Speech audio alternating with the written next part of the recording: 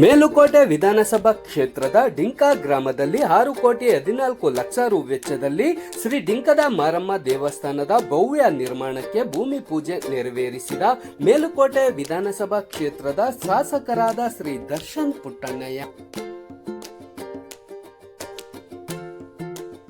ಪಾಂಡವಪುರ ತಾಲೂಕಿನ ಡಿಂಕ ಗ್ರಾಮದಲ್ಲಿ ಗ್ರಾಮದ ಮಹಿಳೆಯರು ಪೂರ್ಣ ಕುಂಭ ಕಳಸದೊಂದಿಗೆ ಶಾಸಕರನ್ನು ಸ್ವಾಗತಿಸಿ ಗ್ರಾಮದ ಪ್ರಮುಖ ಬೀದಿಗಳಲ್ಲಿ ಮೆರವಣಿಗೆ ನಡೆಸಿ ಡಿಂಕ ಗ್ರಾಮದ ಮಾರಮ್ಮ ದೇವಸ್ಥಾನಕ್ಕೆ ತೆರಳಿ ಪೂಜೆ ಪುರಸ್ಕಾರಗಳನ್ನು ನೆರವೇರಿಸಿ ದೇವಸ್ಥಾನದ ಆವರಣದಲ್ಲಿ ದೇವಸ್ಥಾನದ ಪುನರ್ ನಿರ್ಮಾಣಕ್ಕೆ ಭೂಮಿ ಪೂಜೆ ನೆರವೇರಿಸಲಾಯಿತು.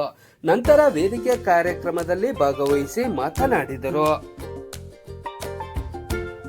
ಈ ಸಂದರ್ಭದಲ್ಲಿ ತಹಸೀಲ್ದಾರ್ ಬಸವರಾಜಪ್ಪ ರೋಣಾದ, ಇಂಜಿನಿಯರ್ ಜಯಪ್ರಕಾಶ್, ರೈತ ಸಂಘದ ತಾಲೂಕು ಅಧ್ಯಕ್ಷರಾದ ಹೆಣ್ಣೆಹೊಳೆಕೊಪ್ಪಲು ಮಂಜುನಾಥ್, ಗಿರಿಯರಳ್ಳಿ ಶ್ರೀಮೂರ್ತಿ, ಚಂದ್ರಕಾಂತ್, ನಿವೃತ್ತ ಶಿಕ್ಷಕ ವೆಂಕಟೇಶ್, ಕಣಿವೆ ರಾಮು, ಡಿಂಕ ಗ್ರಾಮದ ಯಜಮಾನರಾದ ಶಂಕರ್, ನಂಜಪ್ಪ, ಹಾಳೇಗೌಡ, ಮಾದೇವಪ್ಪ, ಡಿಂಕ ಸೋಮಶೇಖರ್ ಸೇರಿದಂತೆ ಗ್ರಾಮಸ್ಥರು, ಅಕ್ಕಪಕ್ಕದ ಗ್ರಾಮಸ್ಥರು, ಯಜಮಾನರು, ಸಾರ್ವಜನಿಕರು ಉಪಸ್ಥಿತಿ ಇದ್ದರು.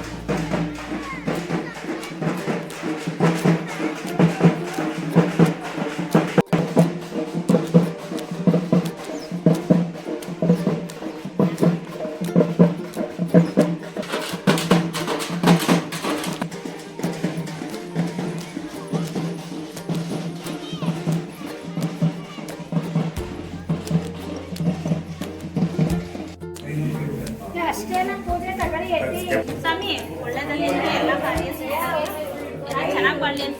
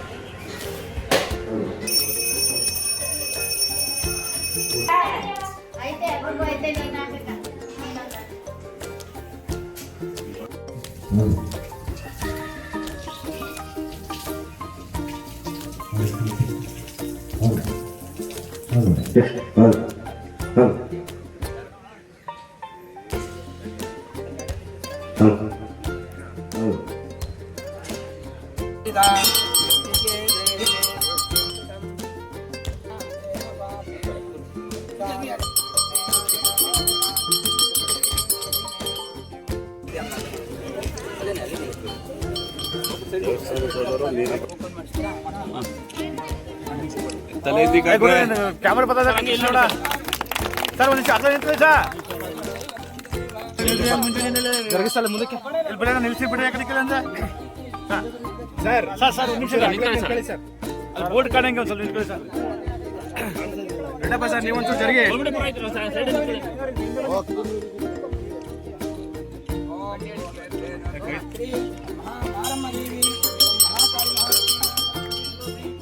Not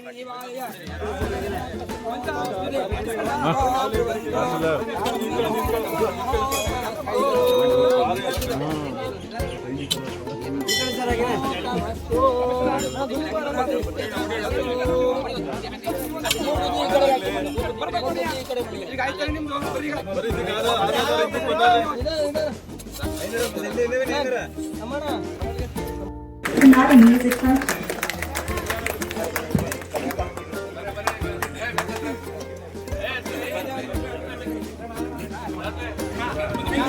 ಎಲ್ಲರೂ ಸಹಕಾರವನ್ನು ನೀಡಿರ್ತಕ್ಕಂಥ ಎಲ್ಲ ಗಣ್ಯರಿಗೂ ನಾನು ನಮನವನ್ನು ಹೇಳ್ತಾ, ಈ ದೇವಸ್ಥಾನ ಡಿಂಕಮ್ಮ ದೇವಸ್ಥಾನ ಅಂತಕ್ಕಂಥ ಇತಿಹಾಸ ಬಹಳ ಸುಮಾರು 400 ವರ್ಷಗಳಿಂದ ಬಂದಿರತಕ್ಕಂಥ ಇತಿಹಾಸ ಇದು.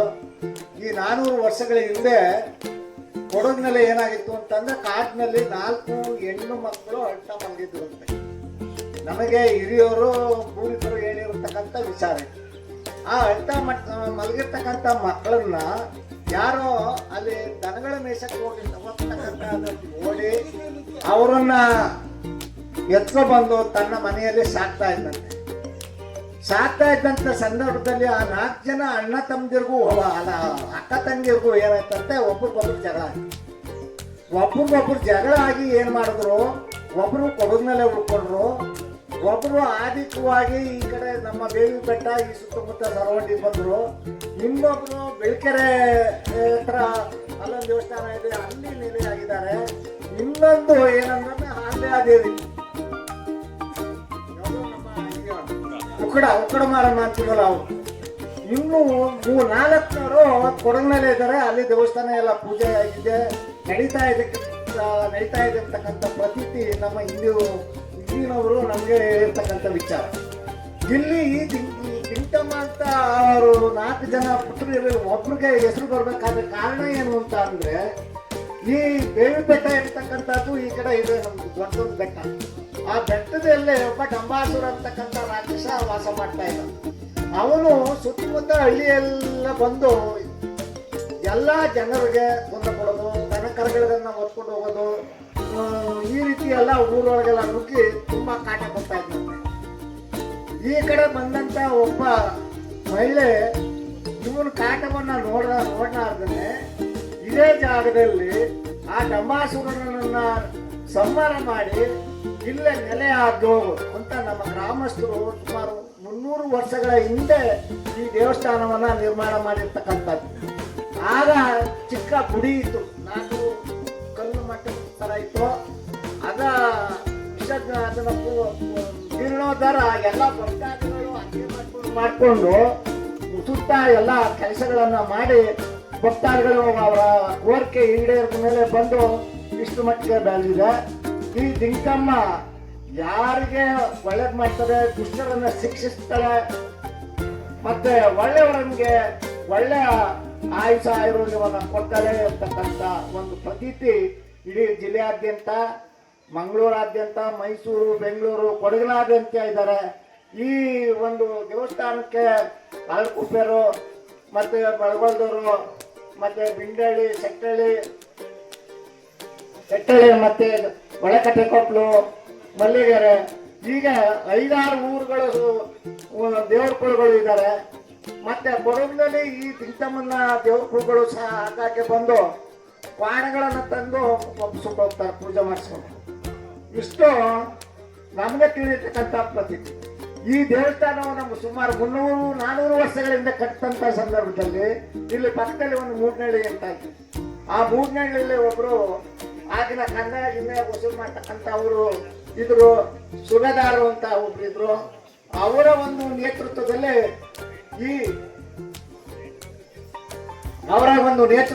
ಈ ಗುಡಿಯನ್ನ ಡಿಂಕಮ್ಮ ಇರ್ತಕ್ಕಂಥ ಹೆಸರನ್ನ ಇಟ್ಟು ಗುಡಿ ಕಟ್ಟಿಸಿ ಸ್ಥಾಪನೆ ಮಾಡಿದಂತ ಒಂದು ಇತಿಹಾಸ ಇದೆ. ಈ ಇತಿಹಾಸವನ್ನು ಹೊಂದಿರ್ತಕ್ಕಂಥ ಈ ಡಿಂಕಮ್ಮ ತಮ್ಮೆಲ್ಲರಿಗೂ ಹಾಗೂ ನಮ್ಮ ಜನಪ್ರಿಯ ಅಭಿವೃದ್ಧಿ ಅಧಿಕಾರರು ಅಂದ್ರೆ ಏನು ಗೊತ್ತಾಗಲಾರದು, ಅಷ್ಟರ ಮಟ್ಟಿಗೆ ಅಭಿವೃದ್ಧಿಯ ಕೆಲಸಗಳನ್ನ ಮಾಡ್ತಾ ಇದ್ದಾರೆ. ಅವ್ರಿಗೆ ಮತ್ತೆ ಇಲ್ಲ ಬಂದಿರ್ತಕ್ಕಂಥ ಎಲ್ಲಾ ಭಕ್ತಾದಿಗಳಿಗೆ ಆ ಡಿಂಕಮ್ಮ ಆಯುಷ್ಯ ಕೊಟ್ಟು ಕಾಪಾಡಲಿ ಅಂತ ಹೇಳ್ತಾ ಹೇಳಿದಂತೆ ಡಿಂಕದ ಮಾರಮ್ಮ ದೇವಸ್ಥಾನ ಹಿಂದೂ ಧಾರ್ಮಿಕ ದತ್ತಿ ಇಲಾಖೆಯ ಎ ವರ್ಗದ ದೇವಸ್ಥಾನವಾಗಿದ್ದು, ಈಗ ಇರ್ತಕ್ಕಂಥ ದೇವಸ್ಥಾನ ಭಕ್ತಾದಿಗಳ ಪೂಜೆಗೆ ಚಿಕ್ಕದಾಗಿದ್ದು ಅದು ಹಳೆಯದಾಗಿ ಶಿಥಿಲವಾಗಿರುವುದರಿಂದ ಇದನ್ನು ಪುನರ್ನಿರ್ಮಾಣ ಮಾಡುತ್ತಾ ಸುಮಾರು ವರ್ಷಗಳಿಂದ ತನ್ನ ಬೇಡಿಕೆಯನ್ನ ಸರ್ಕಾರಕ್ಕೆ ಮಂಡಿಸಿ ಆಗಮ ಶಾಸ್ತ್ರದ ಪ್ರಕಾರ ಈ ದೇವಸ್ಥಾನ ನಿರ್ಮಿಸಬೇಕು ಅಂತ ತಾವೆಲ್ಲ ನೀಡಿದ ಕೋರಿಕೆ ಮೇಲೆ ಧಾರ್ಮಿಕ ದತ್ತಿ ಇಲಾಖೆ ಆಗಮಿಕರು ಈ ಕಷ್ಟದ ವಾಸ್ತುಶಿಲ್ಪ ಮತ್ತು ಇತರೆ ಕಟ್ಟಡದ ಬಗ್ಗೆ ವಿವರವಾದ ಚರ್ಚೆ ಹಾಗೂ ಮೀಟಿಂಗ್ಗಳನ್ನು ನಡೆಸಿ ಈಗಾಗಲೇ 6,14,00,000 ಒಂದು ಎಸ್ಟಿಮೇಟ್ ತಯಾರಿಸಲಾಗಿದೆ. ಈ ದೇವಸ್ಥಾನದ ಪುನರುದ್ಧಾರ 6 ಹಂತಗಳಲ್ಲಿ ನಡೆಯಲಿದ್ದು ಇವತ್ತು ಮೊದಲ ಹಂತವಾಗಿ ಈ ಶಂಕುಸ್ಥಾಪನೆಯನ್ನು ಮಾಡಲಾಗಿದೆ. ಇದಕ್ಕೆ 97 ಲಕ್ಷ ಅಮೌಂಟ್ ಬಿಡುಗಡೆಯಾಗಿದೆ. ಇದನ್ನ ಮಂದಿರದ ನಿರ್ಮಾಣವನ್ನ ನಮ್ಮ ನಿರ್ಮಿತಿ ಕೇಂದ್ರಕ್ಕೆ ವಹಿಸಿದ್ದು ಅದರ PDO ಈಗಾಗಲೇ ಬಂದಿದ್ದಾರೆ. 1 ವರ್ಷದ ಪ್ರಾಜೆಕ್ಟ್ ಅನ್ನ ಅವರು ಶೀಘ್ರವಾಗಿ ಮುಗಿಸಿಕೊಡೋದಕ್ಕೆ ಪೂರ್ತಿ ಸನ್ನದ್ಧರಾಗಿದ್ದಾರೆ. ಅದರಂತೆ ಈ ದೇವಸ್ಥಾನದ ಸೆಕ್ಯೂರಿಟಿ ಬಗ್ಗೆ ಸಂಬಂಧಪಟ್ಟ ನಾವು ಪೊಲೀಸ್ ಸ್ಟೇಷನ್ಗೆ ಮಾಹಿತಿ ಕೊಟ್ಟಿರ್ತೀವಿ. ಈಗ ಮಂಗಳವಾರ, ಶುಕ್ರವಾರ, ರವಿವಾರ ಯಾವುದೇ ಭಕ್ತರು ರಕ್ಷಿಸಿದ್ರು ಕೂಡ ಇಲ್ಲಿ ಯಾವುದೇ ಒಂದು ಅಹಿಂದ ಘಟನೆಗಳು ನಡೆದಿಲ್ಲ. ಈಗ ನಾನು ಬಂದ ಮೇಲೆ ಕೂಡ ಏನು ಹುಂಡಿ ಓಡಿಸಿದ್ವಿ ಪ್ರತಿಯೊಂದನ್ನು ಕೂಡ ಮಾಹಿತಿ ಕಚೇರಿ ಲಭ್ಯವಿದೆ. ಇದನ್ನು ಟ್ರಾನ್ಸ್ಪರೆನ್ಸಿ ಮೇಂಟೈನ್ ಮಾಡಿಕೊಂಡು ವಿಡಿಯೋ ರೆಕಾರ್ಡಿಂಗ್ ಮಾಡಿಕೊಂಡು ಹುಂಡಿ ಹೊಡೆಸೋದನ್ನ ಎಲ್ಲವನ್ನೂ ಕೂಡ ನಾವು ಮೇಂಟೈನ್ ಮಾಡಿದ್ದೀವಿ. ಕಳವಾದ ಪ್ರಕರಣಗಳು ಈ ಹಿಂದೆ ಏನಾಗಿದ್ದು ಆ ರೀತಿ ಯಾವ ಈ ಕಳೆದ 6 ತಿಂಗಳು 8 ತಿಂಗಳಲ್ಲಿ ಆಗಿಲ್ಲ. ಇನ್ನು ಈ ದೇವಸ್ಥಾನ ನಿರ್ಮಾಣವಾದ ಕಾಲದಲ್ಲಿ ಇದು ದೇವತೆಯನ್ನ ಒಂದು ಪ್ರತ್ಯೇಕ ಸ್ಥಳದಲ್ಲಿ ಇಟ್ಟು ಪೂಜೆ ಮಾಡಬೇಕಾಗುತ್ತದೆ. ಆ ಸಮಯದಲ್ಲಿ ಕೂಡ ಭಕ್ತರ ಒಂದು ಸೇವೆ ಅವ್ಯವಸ್ಥೆ ನಡ್ಕೊಂಡು ಹೋಗ್ತದೆ.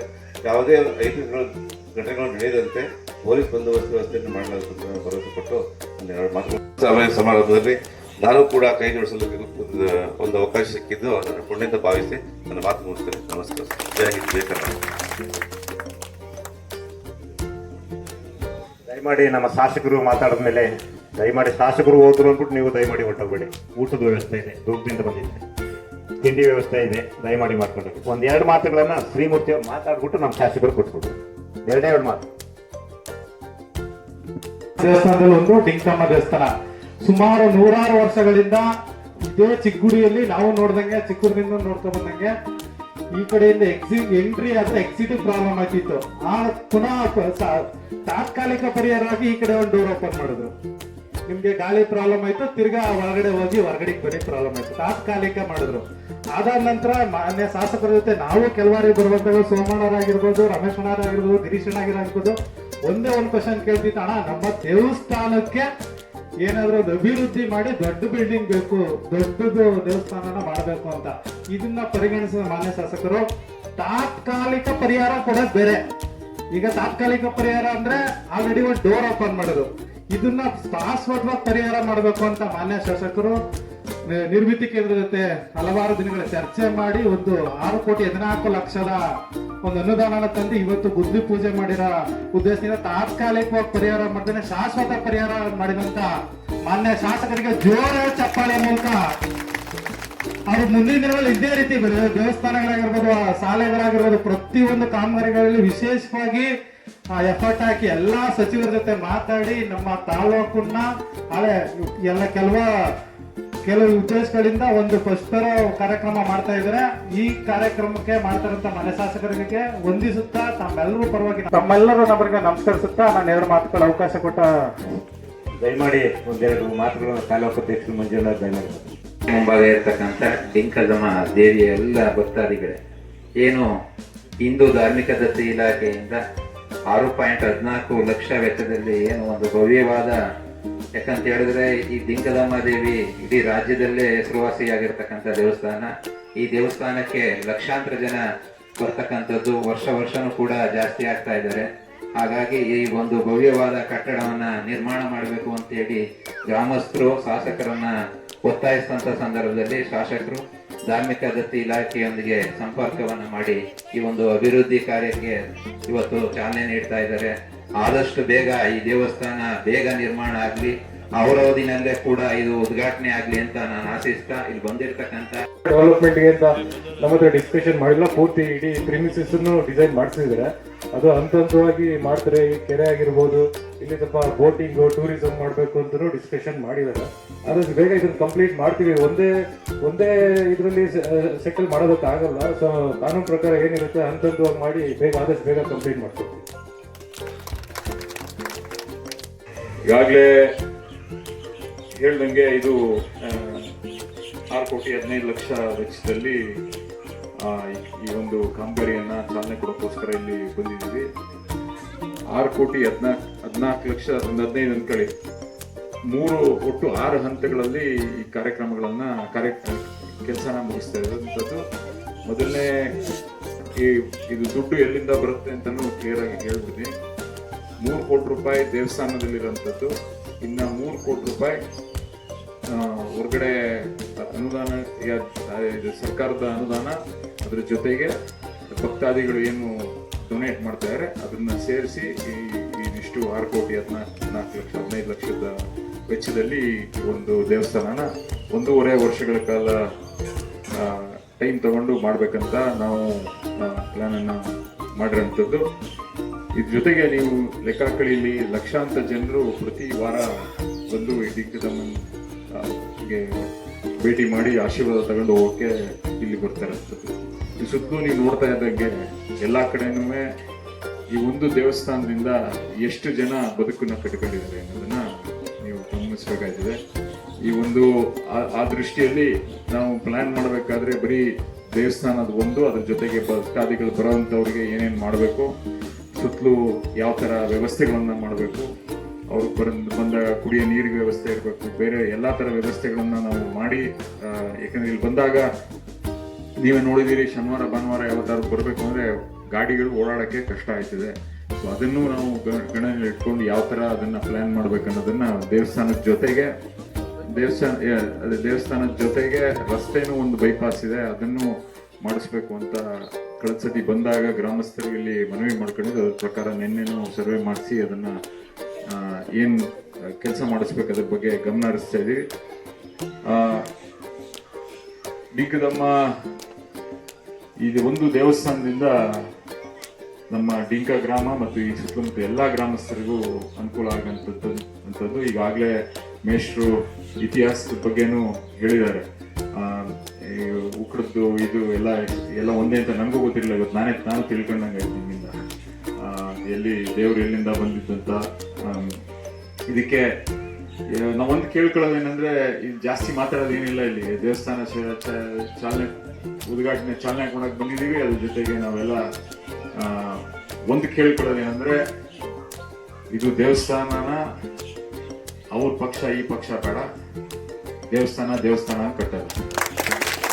ದಯವಿಟ್ಟು ಎಲ್ಲ ಕೇಳ್ಕೊಳ್ಳೋದು, ಎಲ್ಲರೂ ಈ ಸುತ್ತಮುತ್ತಲಿನ ಗ್ರಾಮಸ್ಥರು, ಡಿಂಕದ ಎಲ್ಲ ಜನರಿಗೂ ನಾವು ಕೇಳ್ಕೊಳ್ಳೋದಿಷ್ಟೇ, ಎಲ್ಲರೂ ಬಂದು ಭಾಗವಹಿಸಿ ಒಟ್ಟಿಗೆ ನಿಂತುಕೊಂಡು ಈ ಒಂದು ದೇವಸ್ಥಾನನ ಕಟ್ಟಿಸೋ ನಿಟ್ಟಿನಲ್ಲಿ ನಾವೆಲ್ಲ ಕೆಲಸ ಮಾಡೋದ. ಇಲ್ಲೂ ಹಲವಾರು ಸಮಸ್ಯೆಗಳು ಇದ್ದಾವೆ. ಅದನ್ನ ದಯವಿಟ್ಟು ಎಲ್ಲ ಬದಿಗಿಟ್ಟು ದೇವರನ್ನ ಸನ್ನಿಧಿಗೆ ಬರೋಂಥ ಭಕ್ತಾದಿಗಳಿಗೆ ಏನು ವ್ಯವಸ್ಥೆ ಮಾಡ್ಕೊಳ್ಬೇಕು ಅದೊಂದನ್ನ ನಾವು ತಲೆಯಲ್ಲಿ ಇಟ್ಕೊಂಡು ನಾವೆಲ್ಲ ಬಂದ ಭಕ್ತಾದಿಗಳಿಗೆ ಸುಲಲಿತವಾಗಿ ಅವರು ದರ್ಶನ ಮಾಡಬೇಕು, ಅವರು ಮುಂದಕ್ಕೆ ಹೋಗ್ಬೇಕು. ಈ ಒಂದು ವಿಷಯನ ತಲೆಯಲ್ಲಿ ಇಟ್ಕೊಂಡು ನಾವೆಲ್ಲ ತಮ್ಮಲ್ಲೆಲ್ಲ ಸಹಕಾರ ನಾನು ಕಳಕಳಿಯ ಮನವಿ ಮಾಡ್ಕೊಂಡು ಕೇಳ್ಕೊಳ್ತಾ ಇದ್ದೀನಿ. ಯಾಕೆಂದ್ರೆ ಇದು ಒಂದು ಒಳ್ಳೆಯ ಕೆಲಸ ನಡೀತಾ ಇದೆ. ಅದಕ್ಕೆ ಎಲ್ಲರೂ ಈಗ ನಾನೇನು ಇದನ್ನೇನು ನನ್ನ ಮನೆಯಿಂದ ದುಡ್ಡು ತಂದು ಹಾಕಿಲ್ಲ, ಅನುದಾನ ಈಗ ನಮ್ಮನ್ನು ಗೆಲ್ಸಿದ್ದಾರೆ, ನಮ್ಮ ಅವಧಿಯಲ್ಲಿ ಈ ಕೆಲಸ ನಡೀತಾ ಇತ್ತು ಅಷ್ಟೇ. ದೇವಸ್ಥಾನದ ದುಡ್ಡು, ಸರ್ಕಾರದ ದುಡ್ಡು, ಬೇರೆಯವ್ರ ದುಡ್ಡು, ನಾವು ಗೆದ್ದಿರೋದ್ರಿಂದ ನಮ್ಮ ಹೆಸರು ಬರ್ತದೆ ಅಷ್ಟೇ. ನಾನೇನು $1 ರೂಪಾಯಿನೂ ದುಡ್ಡು ಕೊಟ್ಟಿಲ್ಲ. ಸೊ ಇದನ್ನೆಲ್ಲ ಭಕ್ತಾದಿಗಳ ದುಡ್ಡು, ಸರ್ಕಾರದ ದುಡ್ಡು ಯಾರ್ದು? ಅದು ನಿಮ್ಗೆ. ಬರೀ ನಾವು ನಮ್ಗೆ ಸರ್ಕಾರದಿಂದ ಬರೋಂಥ ದುಡ್ಡುಗಳಲ್ಲಿ ನಾವು ಈ ರಸ್ತೆ ಮಾಡಿಸಿ, ಈ ದೇವಸ್ಥಾನ ಮಾಡಿಸಿ ಅಂತ ಹೇಳ್ತೀವಿ ಅಷ್ಟೇ. ನಮ್ಮ ಮನೆಯಿಂದ ಏನು ದುಡ್ಡು ತಂದು ಹಾಕಿಲ್ಲ. ಸರ್ಕಾರದ ದುಡ್ಡು ನಿಮ್ ದುಡ್ಡೇ ತಂದು ನಾವು ಇಲ್ಲಿ ಹಿಂಗ್ ಮಾಡಿ ಅಂತ ಹೇಳ್ತಾರಂಥದ್ದು. ಅದನ್ನ ದಯವಿಟ್ಟು ಎಲ್ಲ ಗಮನದಲ್ಲಿ ಇಟ್ಕೊಂಡು ಈ ಕೆಲಸನ ಸುಸಲಿತವಾಗಿ ಆಗ್ಲಿ, ಆ ದೇವರು ಎಲ್ಲರಿಗೂ ಆಶೀರ್ವಾದ ಮಾಡಲಿ, ಶಾಂತಿ ರೀತಿಯಿಂದ ಈ ಕೆಲಸ ನಡೀಲಿ ಅಂತ ನಿಮ್ಮಲ್ಲೆಲ್ಲ ಕಳಕಳಿಗೆ ಮನವಿ ಮಾಡ್ಕೊತಾ, ಎಲ್ಲರೂ ಸಹಕಾರ ಕೊಡಿ ಅಂತ ಮತ್ತೊಮ್ಮೆ ಕೇಳ್ಕೊತಾ ಈ ಕಾರ್ಯಕ್ರಮದಲ್ಲಿ ಎಲ್ಲ ಭಾಗಿಯಾಗಿದ್ದೀರಿ. ಇದೇ ರೀತಿ ಒಗ್ಗಟ್ಟಾಗಿ ನಾವೆಲ್ಲ ಕೆಲಸ ಮುಗಿಸೋದು ಅಂತೇಳಿ ನನ್ನ ಮಾತು ಮುಗಿಸಿ. ನಮಸ್ಕಾರ ಎಲ್ಲ.